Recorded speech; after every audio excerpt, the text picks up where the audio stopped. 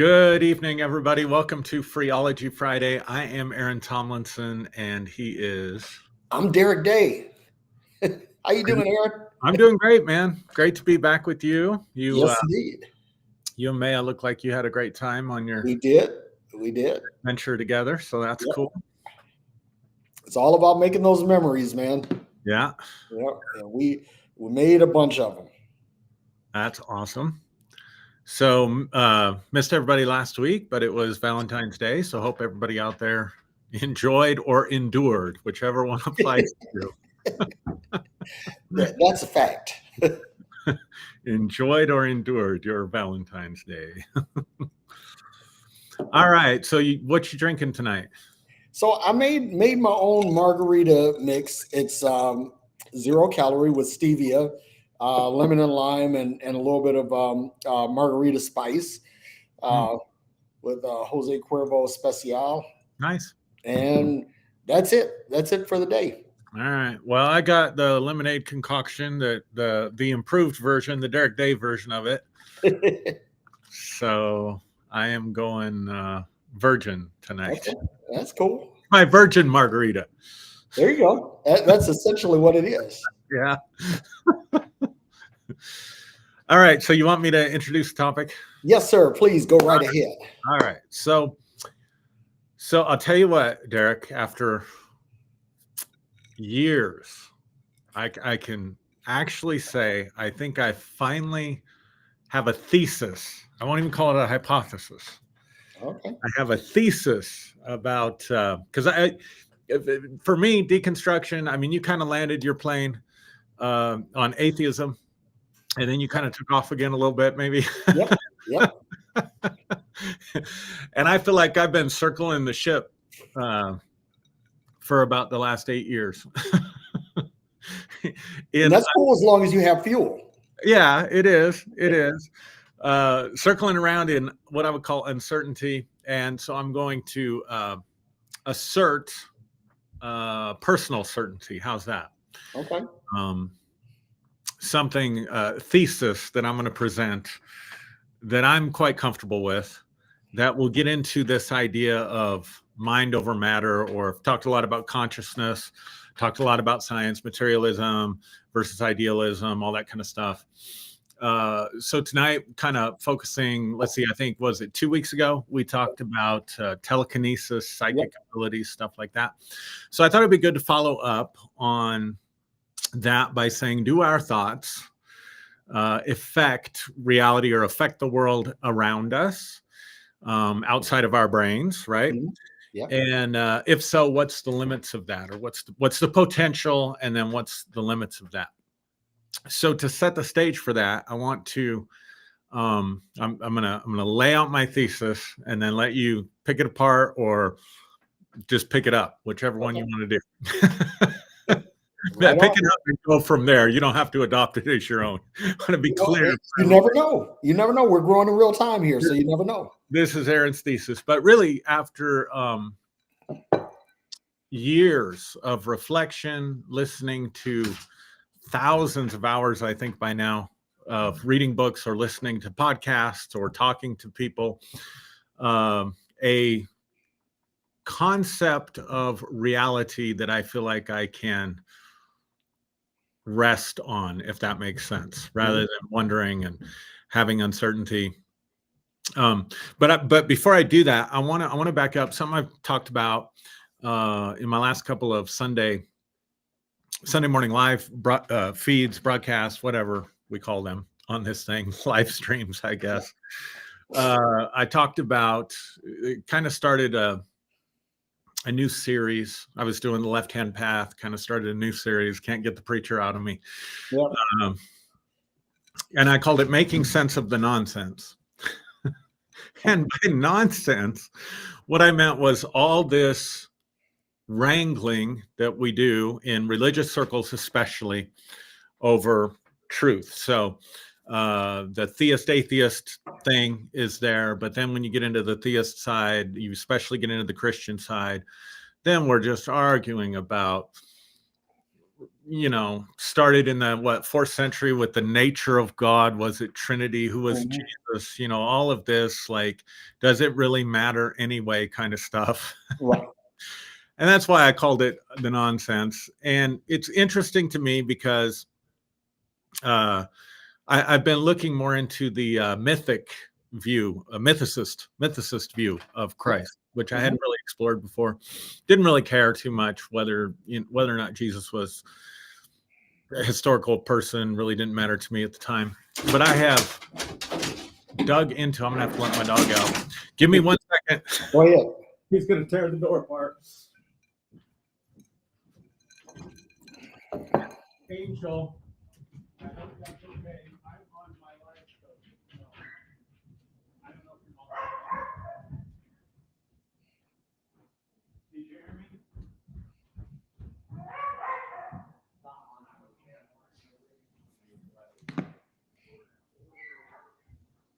Why do you think it wasn't on? Okay. You're welcome.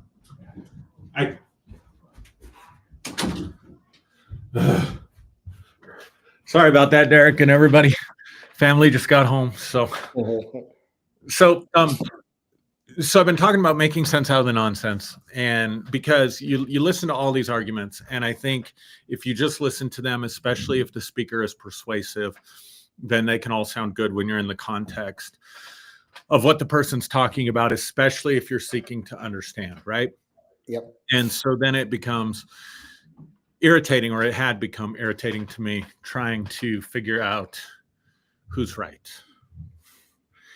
And so just in thinking about how I have approached this, thinking about just myself and paradigms, right? The way that we see the world, or presuppositions, what we bring that we assume are supposed to be true before we engage in anything. And I think there are two fundamentally different, very, very basic paradigms that people bring to the discussions. The first one being, do you believe in just a physical universe? In other words, physics. Is that your presupposition? Or do you presuppose metaphysics? So that doesn't exclude physics, but includes something beyond physics, right? If you approach reality with a paradigm of metaphysics, then the question of God becomes pertinent. Not really pertinent in a physicalist worldview, because that's all there is. So when you go into metaphysics, it becomes pertinent. Here's the issue, and I'd never seen this before. Maybe this will just be old news to everybody else, and you'll think, wow, you're really slow, Aaron.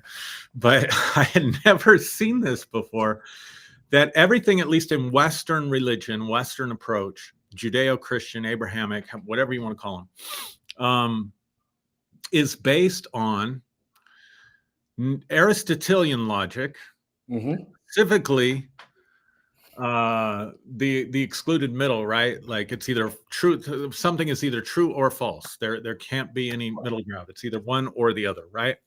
So we bring that Aristotelian logic, and then if we have metaphysics as part of our presupposition and paradigm, then the next question becomes, if there is a God, did God reveal truth to humanity? So that all religion in Abrahamic faiths is based on God revealing something about himself, or in the case of Christianity, if you believe in the Trinity, God revealing himself in the person of Christ, right? Yep.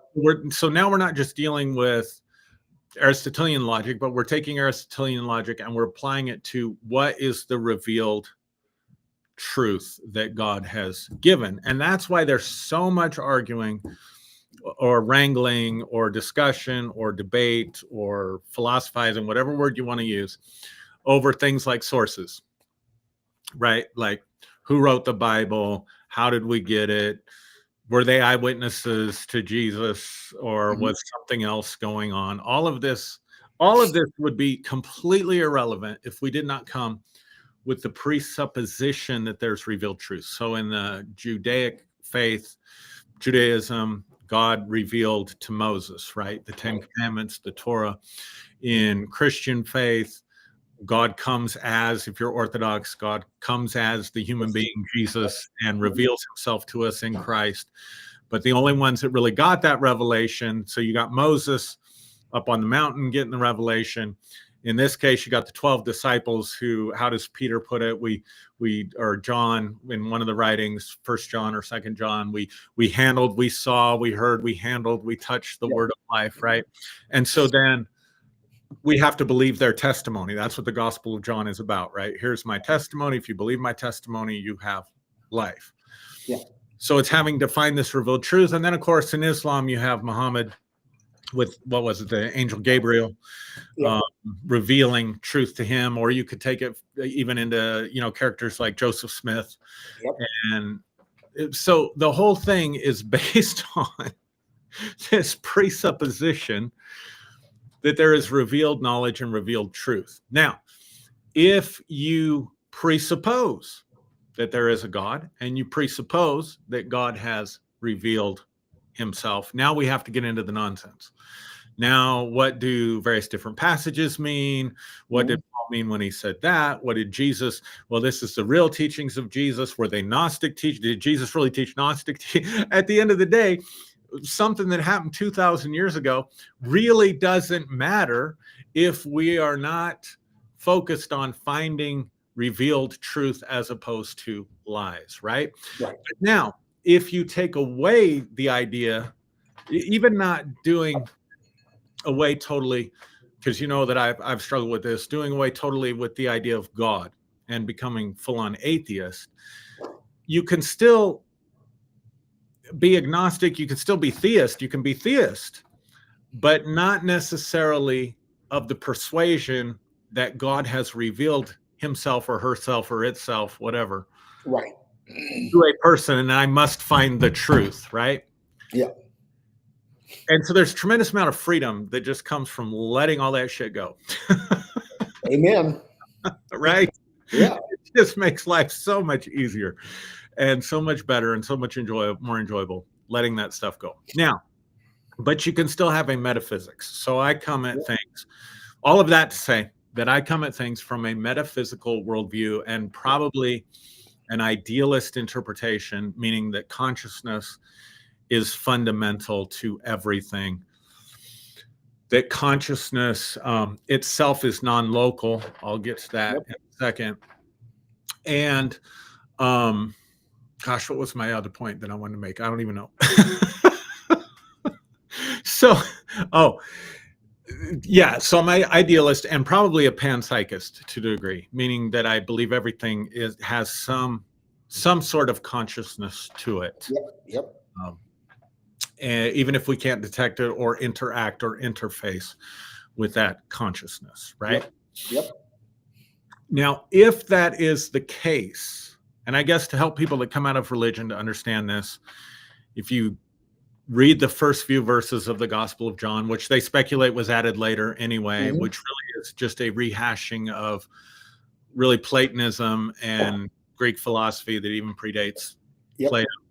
That in the beginning was the Logos, or in the beginning was consciousness, or in the beginning was mind, and all things were made by it, or all things come out of it. Nothing was made that's been made.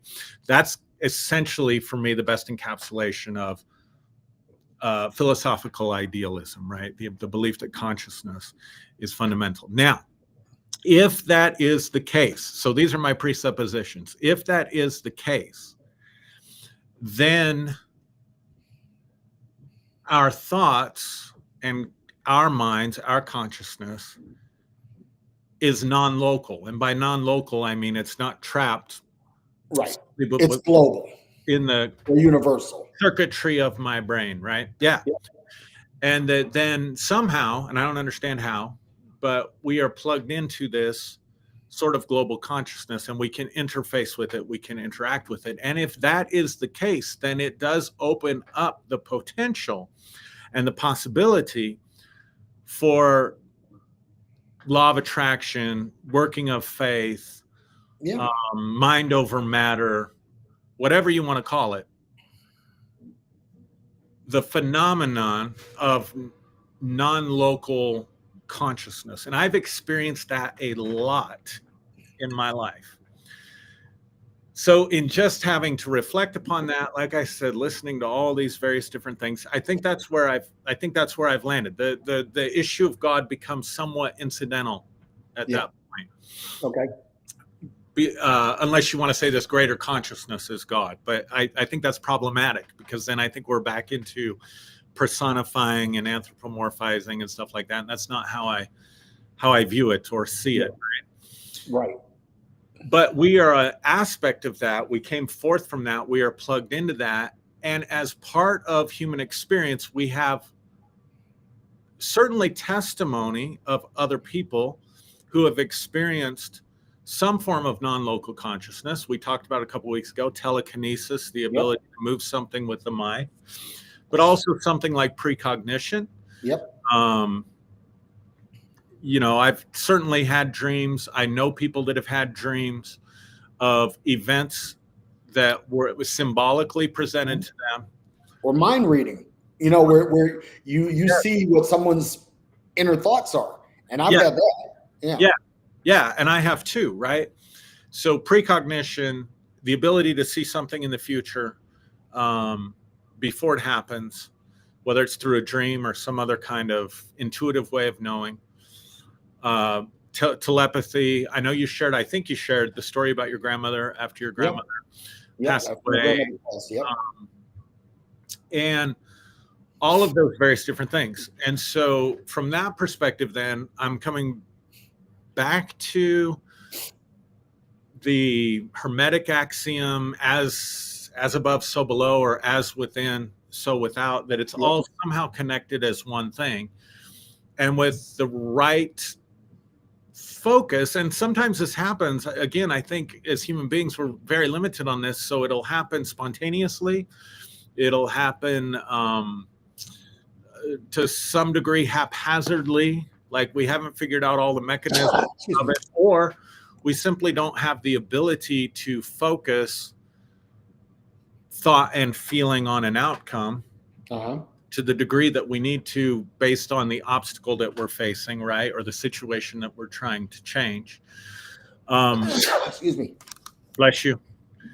But I have found that to be a suitable solution to my problem about the nature of reality, the nature of being a human being, stuff like that.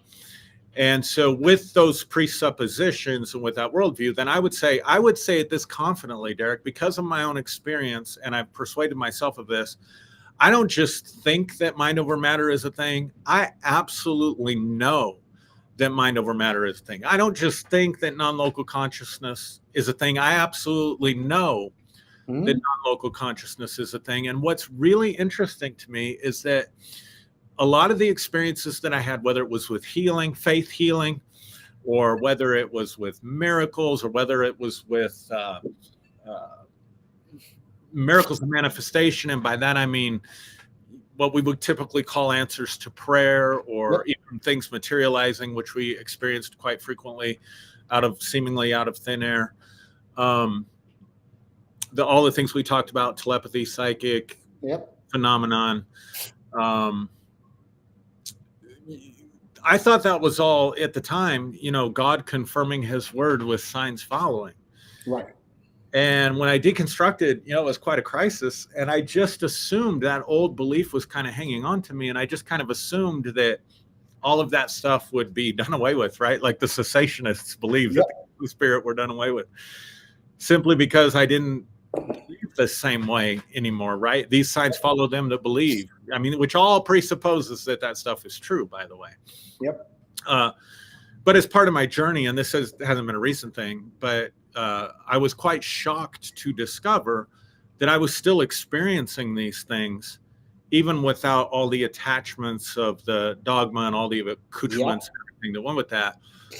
And so that's why I've been on this quest to say, what is this? How do I make sense of my experience in my life in the context of a worldview that will work for me? Now, if we let go of, to some degree, Aristotelian logic and say, maybe there is a middle, maybe there is a gray, maybe things aren't binary in that this true false category that we've been trained in the West to think in. then we can approach things from the perspective of what is pragmatic, what is working, what is getting results, right. rather than, is this true, is this not true? And then we're wrangling and we're doing all this stuff instead of what's working for you, what helps you make sense out of your life, and what gets you the results, and start to evaluate life and our decisions and our choices and our actions and all and even our beliefs about, is this producing the results that I want in my life? Is it producing for me, and is it producing the kind of results that I want to see for the people that I love and care about? So that's how I'll set the stage for this. Thank you for letting me pontificate. Oh, no, dude, that's part of it. But that's where I'm coming out with this idea of mind over matter. I'm there. I'm completely there, 100%. I do believe that our minds dictate things, and I think that, like, when you go back and look at the Bible, if you take away the flat literal understanding of it, I think it tells you something. Like, in the beginning, God created. God created. When does your world begin? When you become conscious of it. That's a good point. And when you become conscious of it, you begin to frame your world based on things that you can observe, that you can sense, that you can count on, right? And then from there, you begin to build your world. You begin to build the world with your words, with your actions, with your habits, with your character, how you interface with others. All of this begins to create you. What I'm getting at is that there is no external God. We are God. We do the creating. What happens is, and I like what you were saying about the consciousness being more global than local, right? Or being more universal. And that makes sense because, like, there's a technological advancement that's happening now. It's called IoT, or the Internet of Things, right?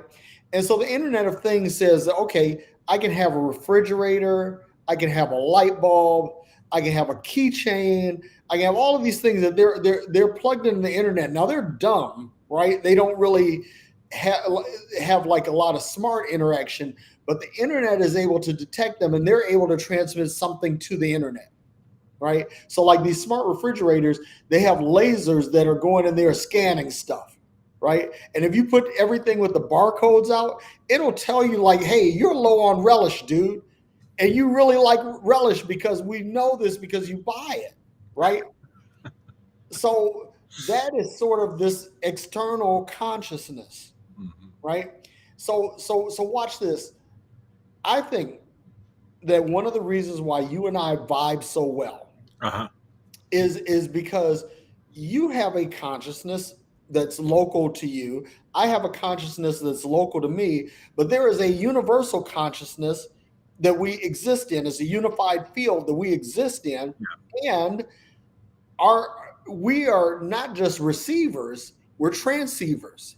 So we're in the field, and we're not just receiving a signal. I'm not just receiving Aaron's signal, but I'm broadcasting a signal to Aaron also, right? And so because this is a friendly signal that my frequency vibes with yours, right, then we connect, right? And this is how I think, consciousness. I remember I was in Sedona some years back, and this lady looked at me and she said, "Oh my God, you have the most beautiful blue-green aura." Oh, wow. And I was like, wow. So I understood, like, blue auras, right? My son Ducey, I know that he's an indigo baby, right? And that's like the only thing higher than an indigo baby in that spiritual food chain is a crystal baby, right? So blue-green means that I'm almost there, almost, and so for her to be able to detect that was one thing. But then also, I know that when I walk into a room, I'm an atmosphere changer. when I walk into a room, I actually influence, impact, and inform the atmosphere. Mm-hmm. Okay, so when we talk about consciousness, and let me say this about metaphysics, because when you talk about metaphysics, I'm there with you also, right? Mm-hmm. Because I can't just say, well, the physical universe is all there is, because there are things we don't understand. However, this is what I'll say about that is that I don't think that everything that is unknown is meant to remain unknown. Yeah.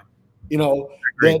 that sooner or later we grow, we evolve, we listen and learn, and we understand things that were not understood before. Like, for example, when it comes to human consciousness, I really believe that if the breakthrough hasn't already happened and hasn't been shared with us, which that's a possibility, Mm-hmm. that we're on the verge of it. Mm-hmm. People are seeing what happens to a human being when the life leaves them, right?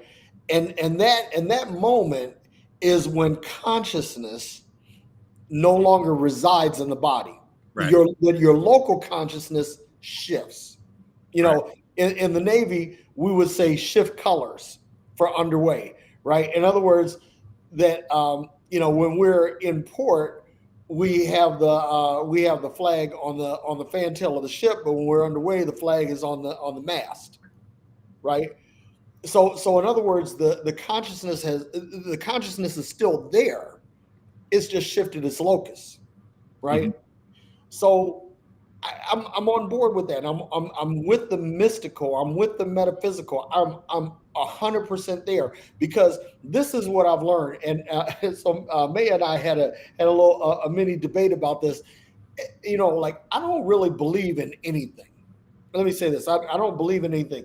I have confidence in the things that I can track, right? But I think that consciousness is something that's trackable. Mm-hmm. I think that is something that's traceable. And I also think that it is the glue that holds humanity together. And I think that when we start failing one another in the human sense, where we don't feed each other, we don't have compassion for each other, we don't have empathy for each other, we're not housing one another, I think that is a break in the connection. So what we need to do is we need to find out how to reconnect our minds Mm-hmm. to the needs of others, right? So, and to your point, to the title of this episode, mind over matter. See, this is the thing. um I know this. I know this for a fact, because I've gone through this. It's like, I have long feared the worst, Mm. that something would happen to my career, to my wife, to my kids, and all of these other things, and damn it if it didn't happen. Mm. So I'm learning now that I have to change my mind so that I can change my matter, right? Because at the end of the day, there's certain things that you don't have control over, right? You don't have control over what happens to you, but you have 100% control over how you react to Right. it. And if I look at my situation and I say, okay, yeah, this is happening, but it's not going to break me. This is happening, but it's not going to cause my financial ruin. This happened, but it's not going to ruin my relationship with my kids. This happened, but this relationship went to the toilet, but I got a new one, right? And so now I need to reframe Mm-hmm. my whole mental paradigm. So what am I getting at? And I will say this, and I'll shut up, because um, what we have to do is like, if you find that the framework of what you understand to be true gets disrupted, and it does. That's life. Life. That's what life does, right? Life be life, Mm-hmm. and sometimes life be life and hard. Mm-hmm. So the thing is that, okay, when life begins to reframe your paradigm,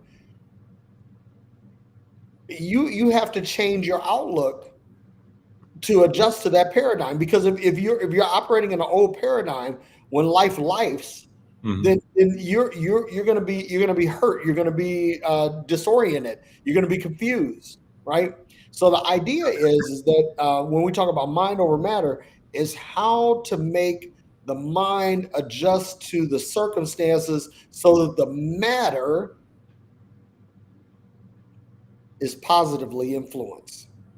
And Yeah. that's where I'll stop. Okay. I love it. I think the getting the idea across to most Western people that everything is connected, including your thoughts, your feelings, Mhm. dreams, your aspirations, like you mentioned, my fear of the worst, my Yep. fears also, that everything is connected in this massive web of information, I guess, for lack of a better way to language it. But this so couple things. It's exciting but scary at the same time. Yeah. Um, so as Jesus said, see, if you do away with revealed knowledge, like as a thing, then it doesn't matter. You can just look at something that someone says. It doesn't matter who said it, right? It could Yep. be, it could be. So we can. Can I chime in real quick Sure, here? sure. Because that's the thing about the whole Jesus thing, right? Um, there are things I think that are universal, right? In Mhm. other words, if you take Jesus, you take religion, you take everything out of it, there are things that like you can have a metaphysical experience without ever having heard of Jesus, Of course, and people right? do and have. They do, and that's the thing. So like when we talk about like, okay, well, Jesus said this, that, and the other.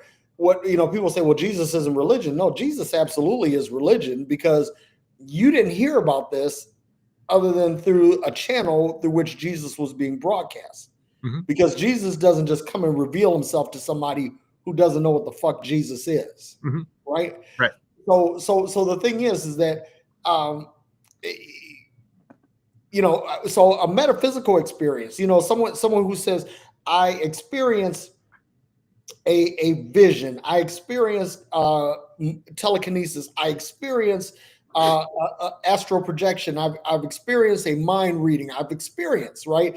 And all of those experiences are valid. See, that's the other thing too, is that science will sit on his high horse and say, oh, well, it was local to you, but it happened. Even if it's local to you, if it happened and you have some recognition of it, okay,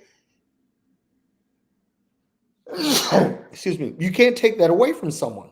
Right. I always say that a man with an experience is never at the mercy of a man with an argument. Right. So anyway, I had to throw that in there because people will say, oh, well, Jesus said. Okay, you don't know anything about Jesus without the book. Correct. Don't, right? But you can know about whether your grandmother spoke to you after she passed Mhm. without the book, Mhm. or you walk by somebody and you hear their thought. Mhm. You can know that without the book. Mhm. Or someone, like someone is hit by a car and you go out there and lay hands on them and they suddenly recover. Mhm. You can do that without the book. That's all. That's sorry. No, no, no, no. It's good stuff. The point I was going to make was like I'm not saying I think this is true because Jesus said this, right? Right. Right. Um, but it's where I first heard it. It's where I first learned it was from the scriptures, from the Yep. Bible, where in the Bible Jesus says, uh, judge not and you'll not be judged. Yep. Give and it shall be given unto you. If you show mercy, mercy will be given to you. Yep. I do think that if we look at things from this sort of interconnected perspective and understand that our thoughts are part of that fabric, then certainly this law of reciprocity of what we put out into the world, what we put out into the universe, Yep. Yep. is going to, in some measure, flow back to us for better or for worse, right? Yep. Um, which is really cool and scary at the same time. Yeah. uh, there's a guy, let's see, I'm trying to think. Austin Osman Spare and Peter J. Carroll in the I want to say 70s probably. Maybe it was before that, but they created a form of magic that they called chaos magic. Magic. Both of them were ceremonial magicians, and ceremonial magic is really based on Christianity, as much as the Christians want to vilify it and make it of the devil and stuff like that. These groups like the Golden Dawn and these ceremonial magicians are operating within a Judeo-Christian framework, and a theistic framework. And so ceremonial magic has a lot of, incense and robes and psychodrama and chanting and words of power and all this stuff. And Austin Osman Spare, who was an artist, and then later Peter J. Carroll, they come along and they say, what if we strip away all the pomp and circumstance and ritual and break down what is magic at its most basic? In other words, if we take all of this away, will it still work? Yeah. And then they structured that within chaos theory, that you have a system with certain limitations, but it's so interrelated. All the different components and parts of it are so interrelated with one another that the smallest change to one part of the system is going to ripple through and affect the rest of the system, right? Yep. So from this perspective, then, a change in attitude, a reframing, and that's where I was going to come back to, like you were talking about, this idea of reframing the way you perceive things so that you're not looking at it from this place of really fear-motivated worst case scenario type of energy, but from this more empowered perspective of, shit happens, life be lifing. Life be lifing. But I am not just an effect of life. And I think if I had to articulate one thing that has just stuck in my craw, right, is that we are just the effects of everything that's going on around us, that we're just sort of helpless and powerless, and whatever happens, and then we just have to be the effect of that. But this then puts us at cause in the most basic, simplest, and fundamental way, that says if I change my attitude, if I change my beliefs, if I change my expectation, this was the idea behind chaos magic, that the smallest change, the flap of a butterfly's wings, right, could create a tornado. A butterfly flapping its wings in Australia could create a tornado in Tulsa, Oklahoma. Damn butterflies. But just this idea that like, it doesn't always require a major shift. It doesn't always require a ton of labor and effort. We don't have to work within this closed physicalist system to try to make our dreams come true, or try to experience good fortune. If our thoughts and our feelings do not have the ability to impact things out there, to cause money to come to us, to cause relationships to improve, to cause healing to happen, to put good out in the world and expect that good is going to have an effect that is non-local, right? So that I don't have to, this is going to sound really interesting. I don't have to save the world. I don't have to be an activist that goes out and puts forth all this blood, sweat, and tears. I thank God for all the activists. Thank God for anybody that's doing anything to improve the world, animals, humanity, whatever the case may be. But a lot of us, it's overwhelming. This idea that a positive attitude, a peaceful heart, good thoughts, is putting good into the world, and it's not just affecting you. It is literally affecting that field or that unity of that web of life that we all exist in. And so that's exciting for me to think and consider.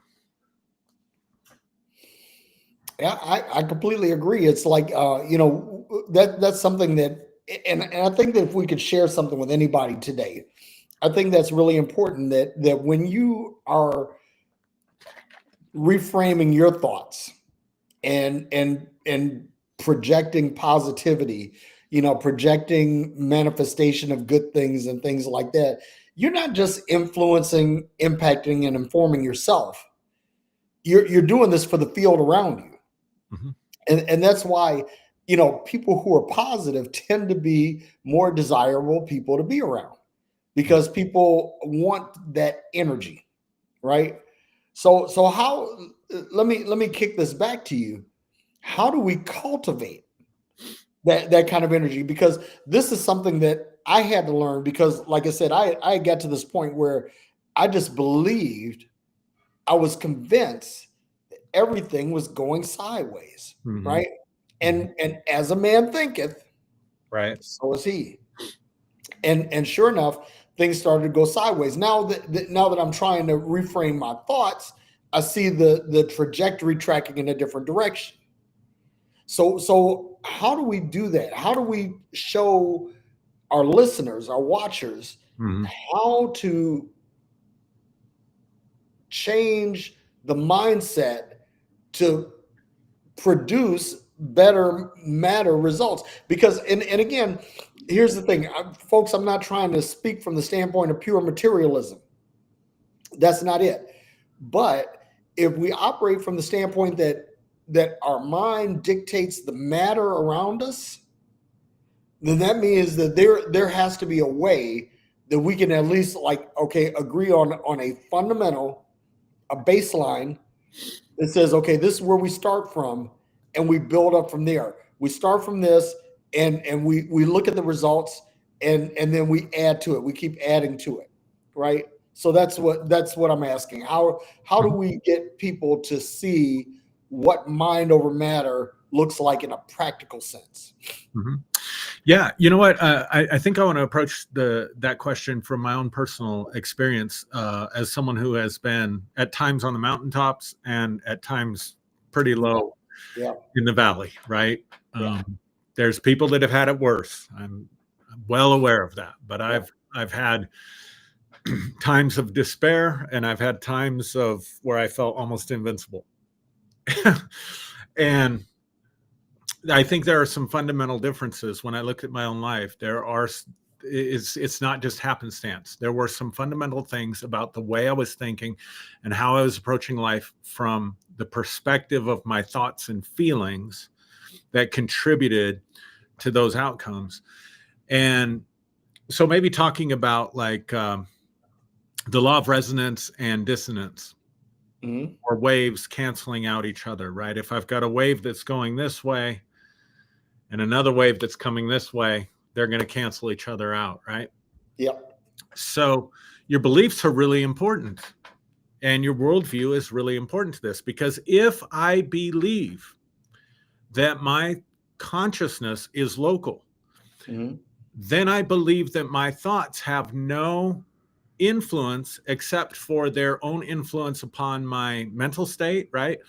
Yep. My emotions, potentially my body, if you believe in any kind of placebo or nocebo effect. Yep. But if I believe that's as far as it goes, and then everything else is essentially beyond my control besides what I can do and accomplish through labor and actual, physical cause and effect, Mhm. traditional cause and effect, maybe. That's what I believe. So guess what I'm putting into the field? Mm. This is the life I want to experience. Right. So for the most part, and I can speak from personal experience, having tried that hat on, nothing works, nothing happens, nothing unusual, anomalous, paranormal, supernatural, pick your term, whatever suits your fancy out there. But you see, if I believe that, or if I believe that I can't change, let's just say that, Derrick, I have a belief that I'm fixed, that my problem, because we have a tendency to make our problems permanent, Mhm. right? So whatever my problem is, I'm depressed, I'm anxious, my kids don't like me right now, I'm Yep. I'm dead broke, I'm sick and dying in the hospital.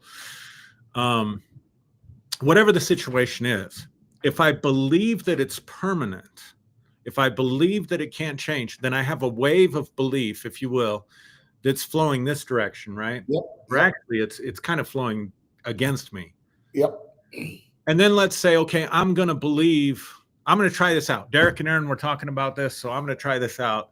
So I'm going to see if I can believe for a promotion or a better job opportunity or something like that, or a new car, whatever. Yep. But my other belief is, yeah, my thoughts don't really make a difference. You see what's happening? Yeah. Or I put forth a belief that says, I'm going to change this situation. You're canceling out your own thought. You're canceling out your own thought. And so by the law of dissonance, right? Yep.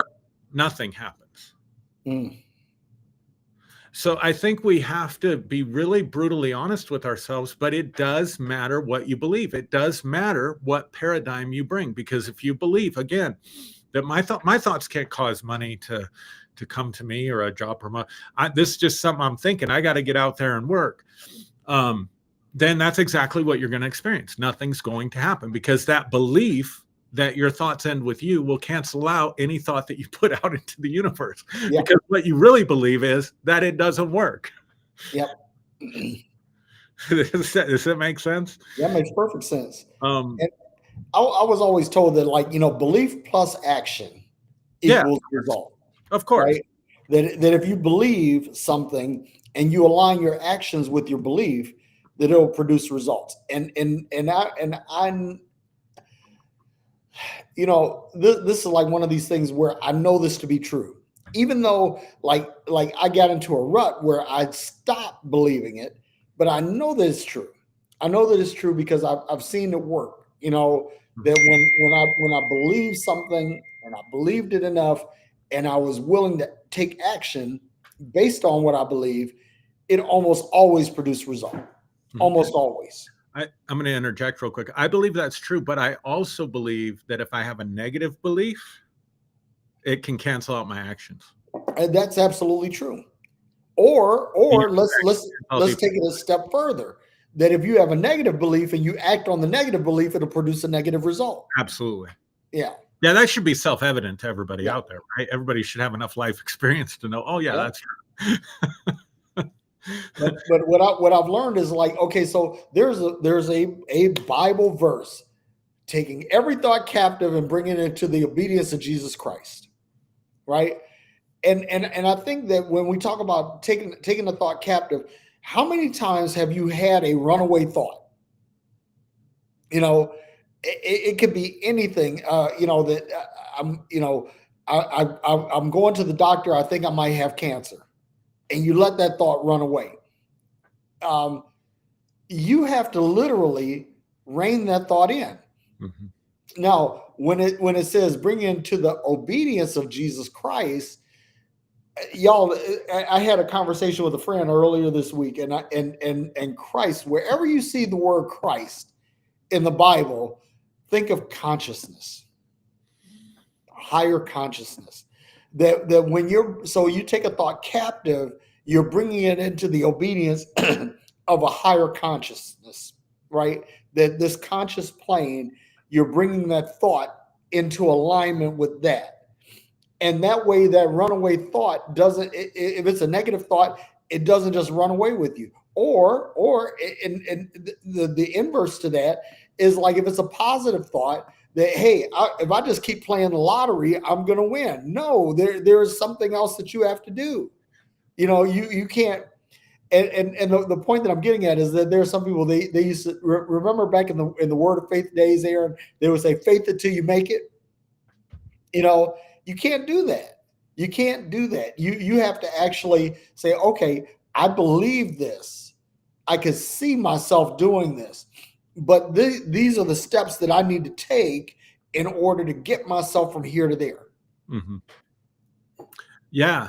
I certainly, obviously, agree with that. I would distinguish also, though, between a thought, a belief, and an attitude.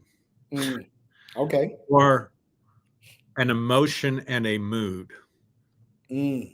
So I can have the thought, because one of the things like that could become tricky with this, if you're a worst case scenario person, like a thinker, just generally, right? Or let's just not even say that. Let's say that you have a worst case scenario thought about an aspect of your life. And how many times have we created disaster scenarios in our head and then it didn't happen? Common example that used to happen before cell phones, right? Yeah. When somebody doesn't come home at the time that you expect them to be home, and back before we could track them on GPS or we could call them or we could text them. Excuse me. If they were really late, the mind might start playing tricks on you, like, oh my God, maybe they got in a car accident. Maybe they, usually it was they got in a car accident, they're laying in a ditch somewhere, etc. Right? And then they get home and it's like, oh no, I was just, got stuck in traffic, or it took longer at the store than I thought it was going to take, whatever case may be, right? I couldn't find a payphone back in those days. And so people say, well, I was afraid of that, and I thought that was going to happen. That's what I would call a thought. Yeah. I'm having this thought. Emotion, there's anxiety that's going with that. There's fear that's going with that. That's totally different than a belief, or let's say an attitude. So my attitude is just life happens, and kind of that Charlie Brown attitude, right? Or the Eeyore attitude. Yeah. That's the mood, right? So you can have an emotion, but a mood is more my modus operandi. Right. Your state of mind. Yeah. And so if I have this Eeyore sort of, well, it's probably going to rain. Then what you're doing, I think a way to describe this, what you're doing is you're creating a current of information that's flowing from you into the field. And then the field will find a way, for lack of a better way to explain it, the field will find a way to take your current of energy, thought, emotion, mood, attitude, and belief systems and create those things, or feed those things and reflect those things back to you, because as within, so without, as above, so below. Yep.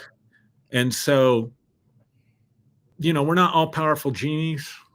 Not saying that, not saying you can just go out, well, I'm going to believe I'm going to win the lottery, but I can believe that I'm going to prosper, I'm going to have abundance, and I can keep putting that thought and that attitude out in there until I create for myself a positive momentum of thought and feeling that becomes an attitude or a mood, right? Correct. And then once that happens and I'm putting it out there, then I can work with, sort of like a dance, if you will, with my environment or with the universe or with the world, to create that as a possibility that would not have otherwise happened had I not created that current of positive thinking and abundance mentality in the first place. And so what happens with a lot of people, the reason that this stuff doesn't work for them is because I'm going to try this. Yeah. Or I'm going to focus on this, or, back in the day, I'm going to confess the word, and they're confessing, or praying. I'm praying, but the entire time they're praying, the entire time they're confessing, they're doing it from a place of fear rather than from a place of faith. They're praying for abundance, or confessing or believing for abundance, but it's because they're afraid they're not going to have enough. Correct. Because the mood, the attitude is what is speaking to the field, if you will, more so than just a random rapid thought or a momentary emotion of disaster is going to happen, or something good is going to happen. Yep. I know Dean Radin, who's done, some work scientifically on some of the stuff we were talking about with in this field, mind over matter. I suspect that he's pretty on the spectrum. Just listening to him, which means he's got an element of genius in him. Yep. That those of us that aren't don't have. But he tells a story in I can't remember if I heard this in a podcast or one of the books. I think it's one of the books of his that I read, where he was believing for a golden Ferrari. He was putting that out there. I want a golden Ferrari, just to see. He was almost running as an experiment. Like, does this work? And I think at the time there was like 6 of those in the world or something. Yeah.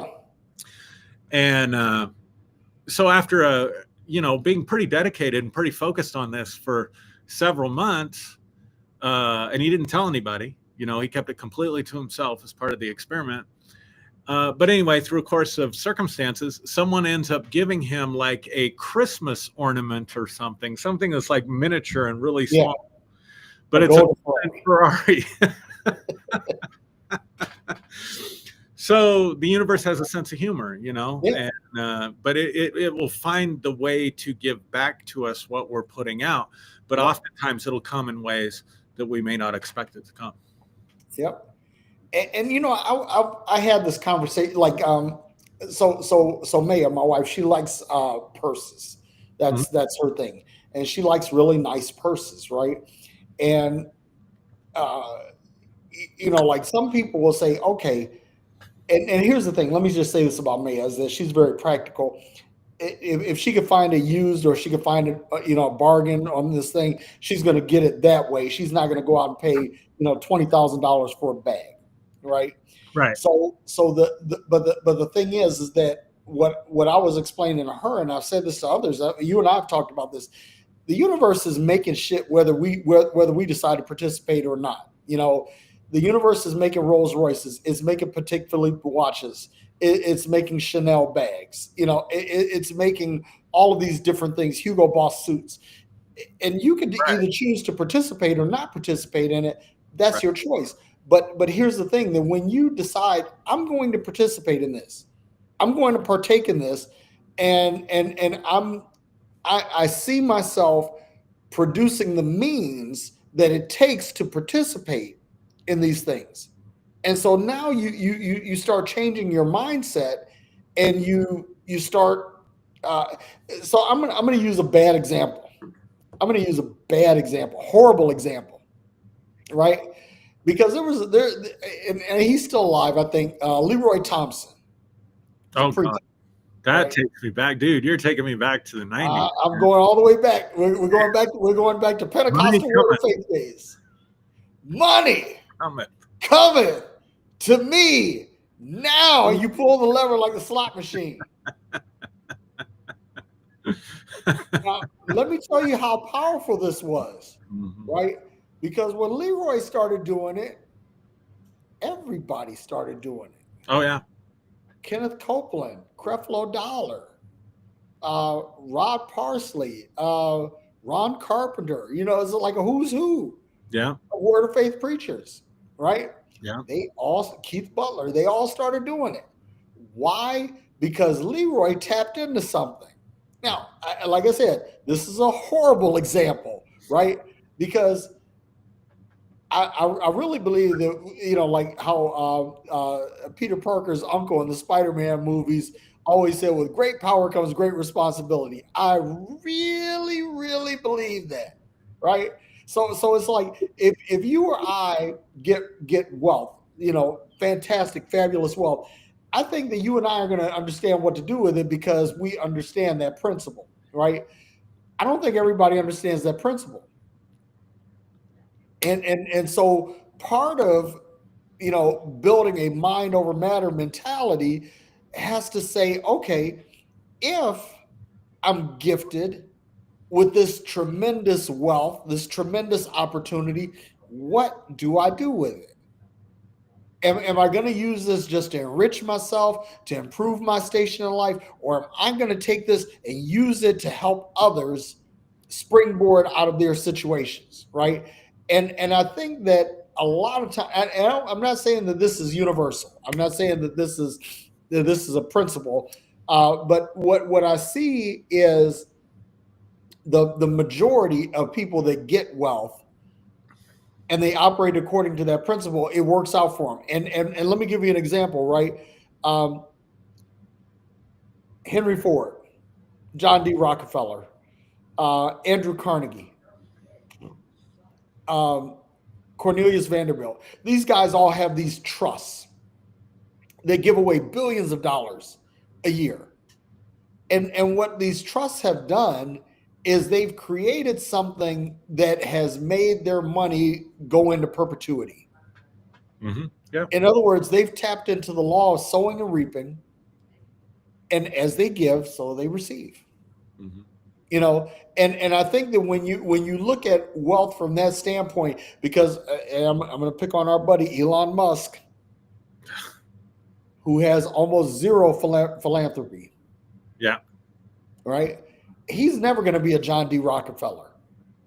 He's never going to be that guy because giving is not in his paradigm.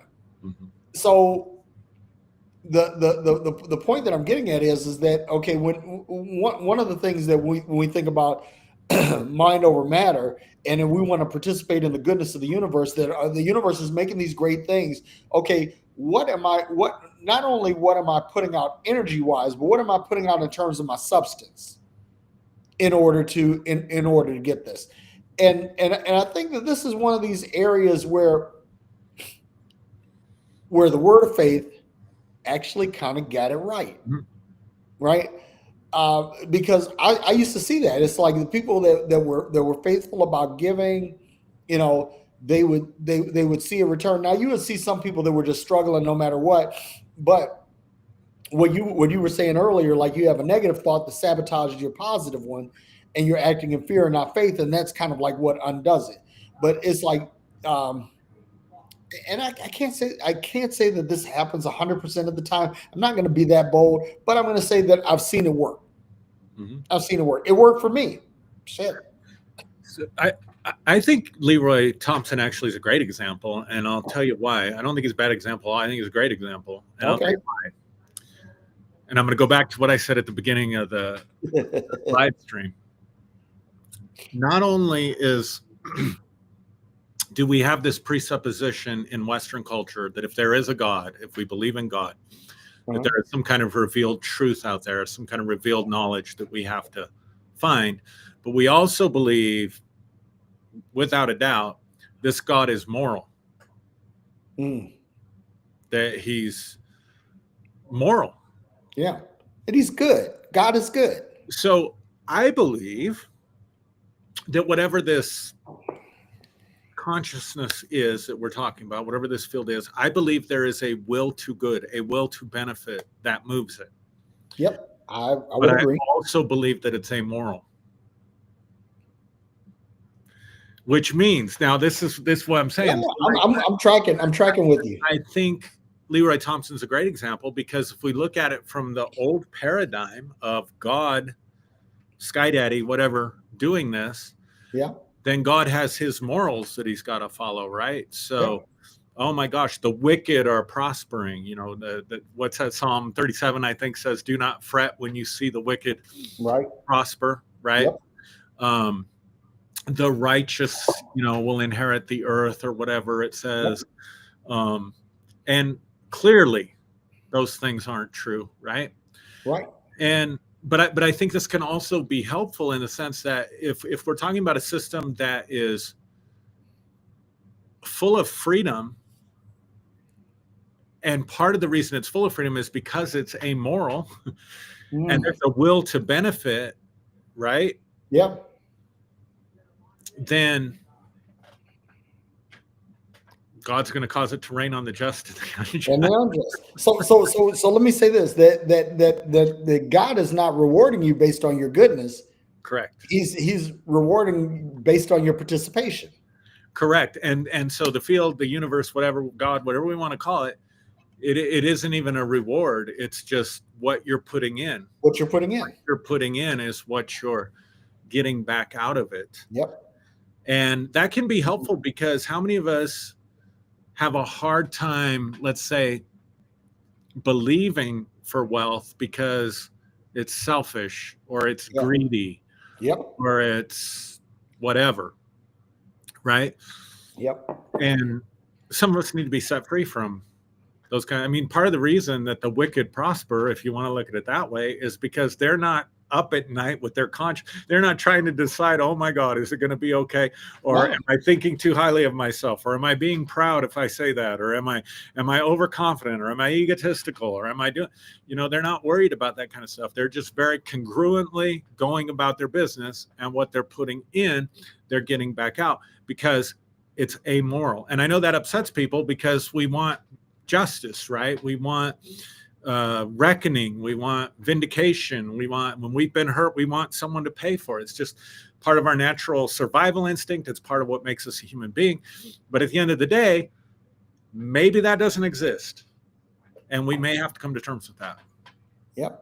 And that's the thing. Like, I don't believe that, like, that God is this, benevolent, knows the hair on our head kind of thing. And, I don't believe that. I do believe that there's a higher power. I do believe that there's evidence for intelligent design, that there is, Amber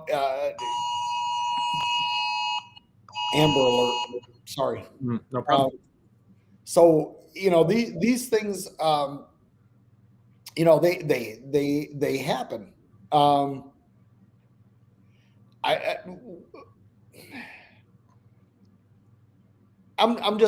like of the mindset that, that, like you said, okay, if we're willing to put in, right. I was listening. I told you I listen to Reverend Ike a lot these days. And so Reverend Ike was saying, you don't get anything without an investment. You're going to invest your time, your talent, your treasure, excuse me, to receive some sort of return. Mm-hmm. And if you're not investing, you're not participating, you're not going to get a return. And again, what you were saying about God reigning on the just and the unjust. And I want to say something to everybody that's listening, because a lot of people don't get this, because people think that rain is a curse, and it isn't. You need to read that with a little bit more nuance, right? Because there was only one time in your Bible where rain was a curse, and that was a flood. Every other time, rain was a blessing. Yeah. So I want to just turn the conversation here for just a few minutes, because I don't want people, it's really important to me that people that are listening to us, if you're going through hell on earth right now, oh boy, listen. that you're not hearing this in a way that puts condemnation on you. Like, oh, you mean I asked for this, or I created this with my thoughts and my feelings. Rather, I want this to be something that gives you an element of hope, that you can turn your situation around, that you can change your situation. And so I think that, that piece is super important. And this is where I do think, and this is going to sound eerily similar, so I hope people listen closely, because it's very nuanced. This is going to sound eerily similar to God's ways are higher than our ways, and I don't mean it like that at all. What I'm saying is there is a perspective in which we can look at this life and our struggles as very, very temporary in the light, in the view of a bigger picture. So here's what I mean by that. Because for me, consciousness is fundamental, and we are plugged into this consciousness. Yep. And not only are we eternal going forward, but we are eternal from the past as well. Yep, exactly. So in the expanse of eternity, this entire lifespan, I mean, it's like James said, it's but a flicker of light, a vapor that appears for a moment and then is gone. I mean, just think about how many nightmares a person might have in their life, where they really are in the nightmare and they think that it's real. And then they wake up and realize, oh, that was just a dream. That was just a nightmare. And they come out of that and then, go on with their lives. I think our lives, especially in the expanse of eternity, they're not even a nightmare. It's not even a night's sleep. Yeah. You can't even compare it to that, because it's so short and so temporary in terms of who you are and what you're experiencing. And so I think there can be a lot of reasons. I don't know why bad things happen, or why we have to be here, or what's the purpose of this, or, are we here to learn something? All I know is, if you step outside of the Judeo-Christian Muslim paradigm, if you step outside of the Western Abrahamic religious paradigm, and also step out of the purely scientific, materialist, physicalist paradigm, and start to consider other possibilities, that we can look at these, that we can look at our entire experience from a different perspective. Yep. And so I couldn't even begin to say, why is this, any more than really anybody in religion or science can tell me why this is. So I don't feel the pressure to come up with those answers for people. Yeah. But I think it's important to the last thing you want to do, like if somebody's really fearful, you know, their mood and their attitude is just fear and worst case scenarios constantly. If they hear, man, you're putting fear out into the universe and the universe is going to give you the thing you fear, well, what are you doing for them?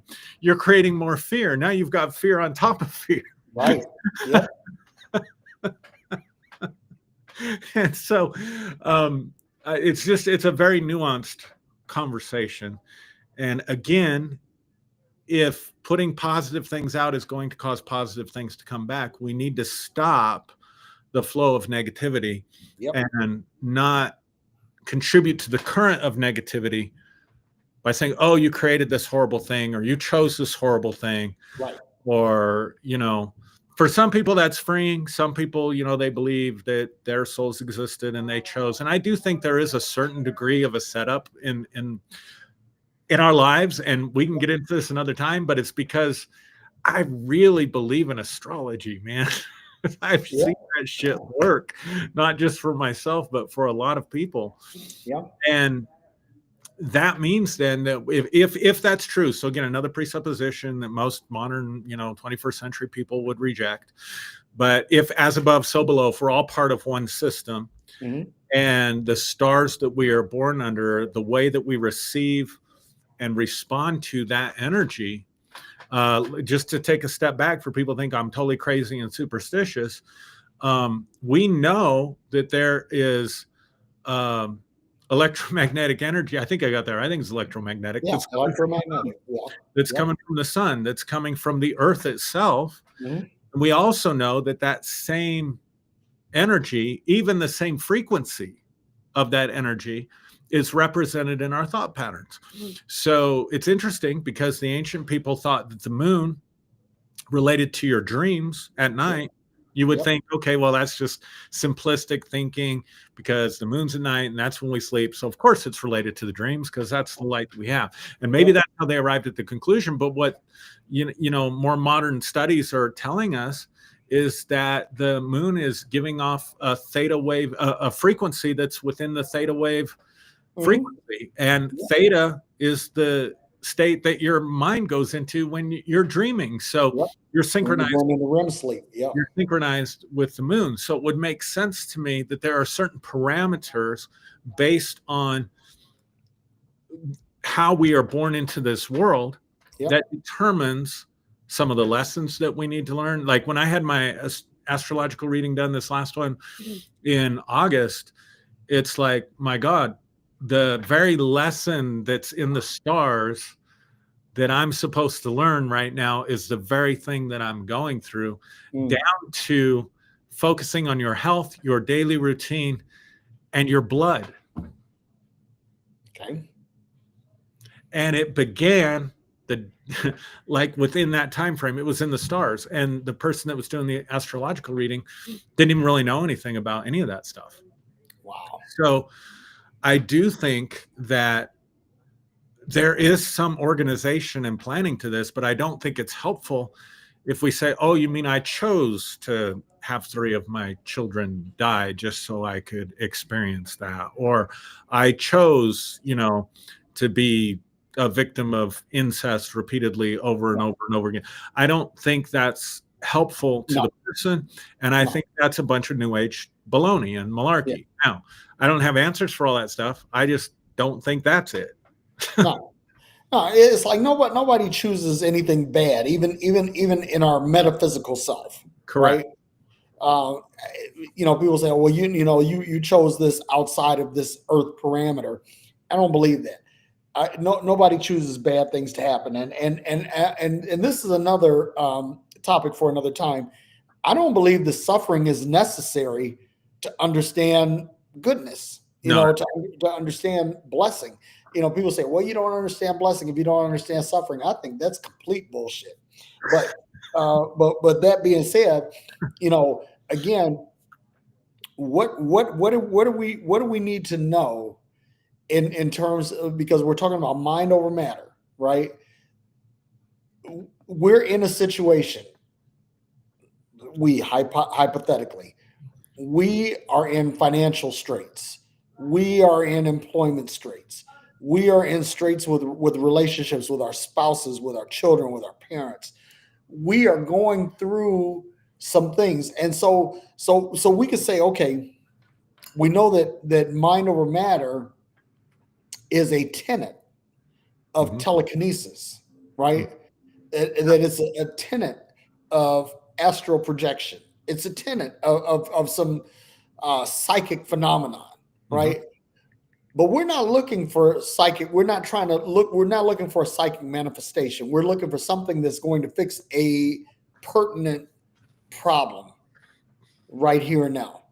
So this is what I'll say. I'll say this, and I'll kick it back over to you, because this is something that I literally had to deal with. I mean, recently, because like I said, I just I believe that it was just a matter of time before the whole house of cards would come tumbling down, and then my life started getting better. But as my life started getting better, all of the stuff that I believed would happen before started manifesting. So what happened is that my curses began to overtake my blessings. Then I looked at this and I said, okay, this is my doing. Now, there are things that I have control over and things that I don't have control over. But the things that I do have control over is how I react to all of this. And so I'm beginning to say, okay, I am blessed. I am prospering.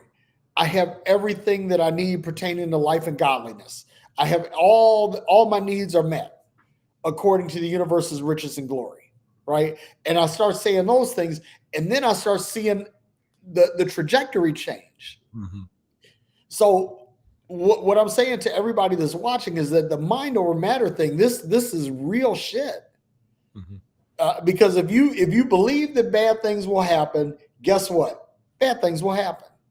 They will follow you and they will overtake you. But if you believe that good things will, that you're manifesting good things, those good things will follow you and they'll overtake you. And I'm just, and again, this is not anything that I'm saying is a universal principle that everybody has to govern their life accordingly. Correct. Because everybody has different experience, but this is my experience, and that's what I'm sharing. Good stuff, man. I don't, again, see a lot of comments. There's a few on the Facebook page when I looked a second ago, but yeah, there's a few on the Facebook page. Nothing on Restream. Lynn Leach is loving us, man. He's yeah, he loves to share out there in the comments. Love it. Thank you, Lynn. Yeah, I like what he said about angels are perspectives, and I'm totally on board with that. This is what I think. I think that a lot of times when we see things like angels, I don't think that they're like necessarily celestial beings. I think they're projections of ourselves. And that when we see angels, that this is something that we're projecting from ourselves for our own projection or our own protection or manifestation or whatever. That's my thought. I'm not saying that angels don't exist. I'm just saying that I think that that these are like God's servants. I don't really buy that. And that's me.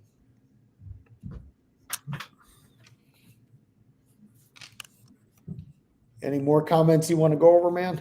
Yeah, I'm trying to get to them again. Let's see.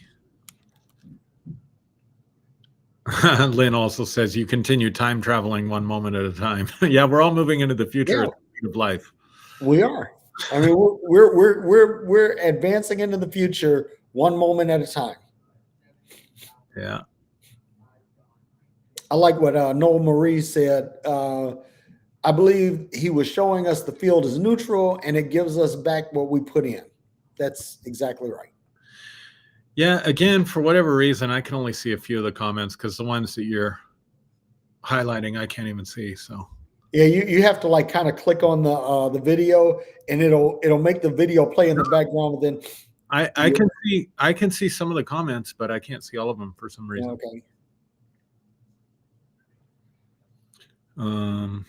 Yeah. So Lynn also said alchemy and reprogramming. We've talked about alchemy before. I think that we probably need to do another episode on alchemy. Mm-hmm. All right, buddy. You got anything left? No, brother. I think that we have said all that needs to be said tonight. Yeah. Yeah. All right, everybody. Thank you for coming to our TED Talk. Thank you for growing in real time with us. Hopefully, thanks for letting us share your Friday night with you. If you've been watching live, if you're watching by replay, we really appreciate that as well. Yeah. With that, I'm going to say peace and hair grease. We're out. We're out. Love y'all.